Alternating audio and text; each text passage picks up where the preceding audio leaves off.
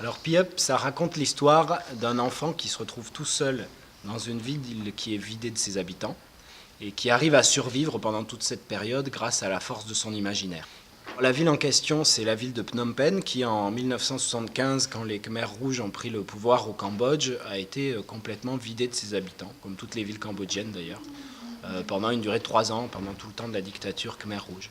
Avec la compagnie L'Aurore, on a fait plusieurs projets avec une compagnie de Phnom Penh qui s'appelle la compagnie Koh Tlok. Donc moi, c'est un pays auquel je suis très très attaché en fait. C'est un spectacle qui mélange beaucoup de formes en fait. Donc évidemment, il y a de la marionnette, c'est la place la plus importante.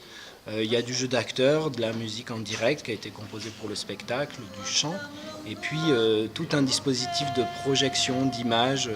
On utilise à la fois des décors projetés en couleur et des silhouettes en ombre. Grand-mère, c'est quoi cet endroit? Alors moi, j'ai écrit le texte avec Compéac, je joue un rôle, le rôle de Pi-Up, et je fabrique les marionnettes, dont la marionnette de Pi-Up, que voici, sur laquelle je suis en train de faire des petites finitions. Voilà.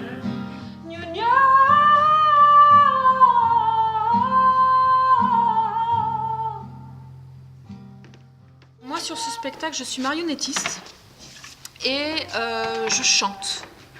Et je manipule derrière des ombres. C'est la première fois que je fais autant de choses sur un spectacle. Et puis ce qui est compliqué, c'est derrière, effectivement, de manipuler toutes ces choses, toutes ces ombres. Il y a des dépliants que je fais passer sur le rétroprojecteur en même temps que je chante.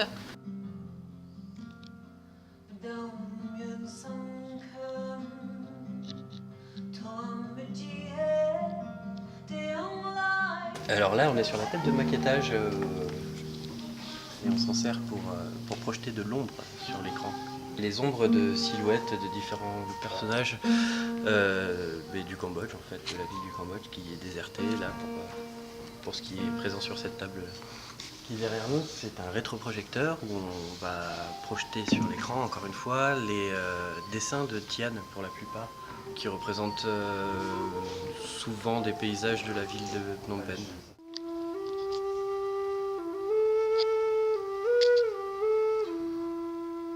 Bonjour, je suis musicien. Je joue de 30 cordes différentes, réparties sur 4 instruments. Alors moi je suis collaboratrice artistique.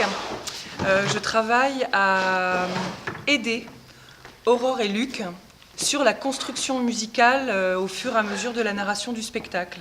Donc on a les disques, on a la musique jouée live, on a du chant, on a des textes de comédiens qui sont faits en simultané.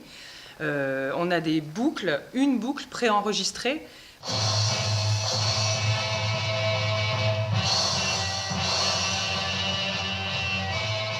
Maintenant, le spectacle est déjà pas mal avancé, mais il nous manque encore plein de choses pour le finaliser. Voilà. Donc, il nous manque encore un travail sur le cuir qui va être fait par nos amis au Cambodge.